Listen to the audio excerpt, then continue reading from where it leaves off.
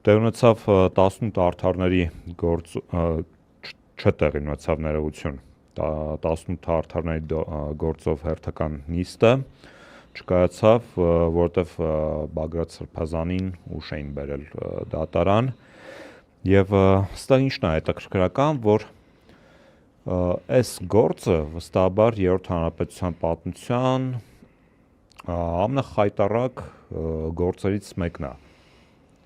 Համենայն դեպս ես վստահ եմ, որ հետագայում դասագրքերում դրա մասին կգրվի։ Ինչո՞վ է խայտարակ, փորձենք կարճ հիշեցնել մեր հասարակությանը, ուրեմն նախ Բագրատ Սրբազանի ղեկավարած շարժումը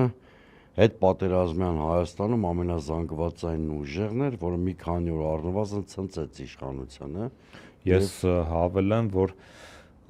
այդ ժամանակ լավ հիշում եմ, որ հստակ կար ընդդիմադիր դաշտում միասնական օրակարգ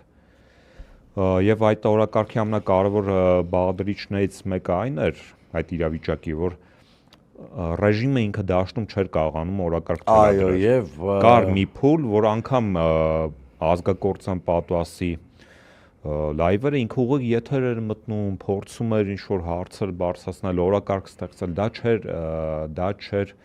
կլանվում հասարակության կողմից։ Հասարակության օրակարգը շարժումն էր եւ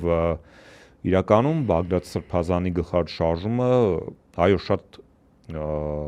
կարողացավ որոշակի ժամանակ ցնցել իշխանություններին եւ թերևս դա եւ նաեւ չի ներվի, որտեվ կրկնում եմ դա ամենազանգվածային եւ ամենավտանգավոր հետպատերազմյան շարժումն է եղել, ամենամոտն է եղել իշխանությունը կաթվածահար լինելուն։ Եթե հիշում եք Նիկոլ Փաշինյանը ըստ էության բանտված վիճակում էր, որտեվ նրան ակետից բկետ ուղեկցելիս ամբողջ քաղաքը պարալիզացվում էր այդ օրերին հատկապես եւ նա հիշում եք ազատության օպերայի դահլիճում ինչ-որ միջոցառում էր, ըստ էության բանտված էր։ Երևանի կենտրոնը ոստիկանական զորանոցի էր վերածվել։ Ինչով է այս գործը դատապարտված ծախողման։ Դե կհիշեք 2 տարի առաջ այս օրերին էր կարծեմ։ Դեպ սա համընկավ եկեղեցու դեմ արշավի։ Այս օրերին մի ձայնագրություն տարածվեց։ Հետո այդ ձայնագրության 24 թվին։ Չէ, 25, այո, որտեվ շարժումից 1 տարի հետո սկսվեց սա։ Դա ձայնագրություն տարածվեց, հետո այդ ձայնագրության հիմքով խայտարակ բան է տեղի ունեցել իրականում։ Ազգային ժողովի անունից միայն մեկ խմբակցության մասնակցությամբ ԿՊԻ-ին ընդունվել է հայտարարություն, որով դատապարտվել է ըստ էության առաջադրված մեղադրանքին Բագրատ Սրբազանի իրենք վերաբերվել են որպես կայացած փաստ։ Իդեպ նույն վերաբերմունքն ուներ գլխավոր դատախազը, որը այո, այսինքն իրանք դաստապարտություններ, որ արդեն ահաբեկչություն են բացահայտել, նույնիսկ կիսահեգնական ասենք, որ այդ դեպքում նախաքննության, դատաքննության կարիք էլ չկար, միանգամից այդ մարդկանց պիտի տանեին գնդակարի։ Բայց հայտնի պերսոնաժներից մեկը վերջերս ասաց, որ խոսելով այդ գործի մասին օգտագործեց անկարգություն տերմինը։ Հա, բայց անկարգություն տեղի չէր ունեցել։ Մեկ, երկրորդը եւ անկարգությունը ահաբեկչություն չէ։ Տեսեք ինչներ ծիծաղելու։ Հետո այդ ստերը կեղծիքը, այդ կեղծ զայնագրության ֆետիշացումը կարողացան իրենք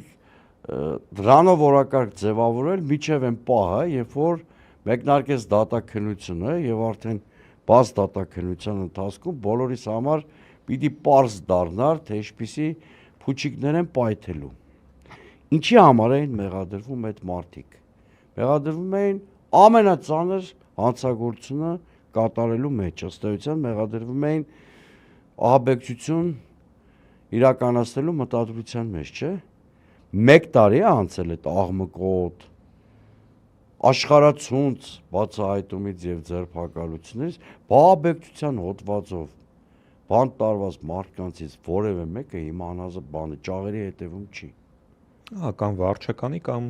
տնային իտակի։ Բայց չի լինում, չէ՞, տես բան, գիտեք, որ այդ հոդվածով խափանման միջոց չի փոխվում։ որտեվ շատ դա ծանր հանցագործություն է համարվում։ Այսինքն իշխանությունը ինքն էլ գիտի այնքան անլուրջ է իր մեղադրանք, որ գերադասեց ավելորդ աղմուկից կամ աղմուկի հետևանքներից խուսափելու համար գոնե այդ մարդկանց խափանման միջոցի հարցը լուծել, որ նրանք հայտնվեն ազատության մեջ։ Եվ այո, այս գործը դառնալու է մեր արդեն ՄԱԿ-ի փորձագետների մակարդակով արձանագրում կա այս գործի վերաբերյալ։ Շատ կոշտ հայտարարություն։ Ես դրան Facebook-յան գրառումով էլ եմ անդրադարձել, սա ըստ էության շատ խիստ ապտակ է Հայաստանի իրավապահ համակարգին կամ կոշտ արձանագրումն է դրա չգոյության կոշտ արձանագրումը։ Սա մենք հստակ պիտի ֆիքսենք, որտեղ իրականությունից փախուստ այլևս անհնար է անել։ Հիմա,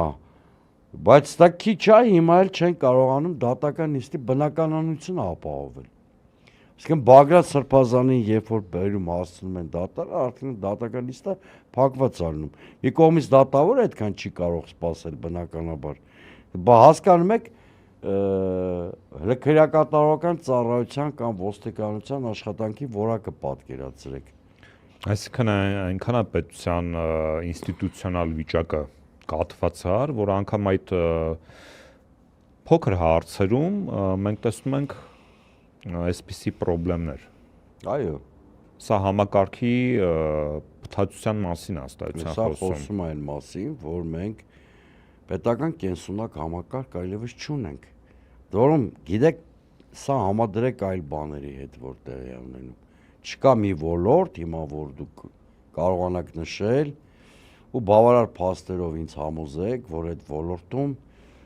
ինչ որ դրական բան կա եւ մենք չենք ուզում նկատել։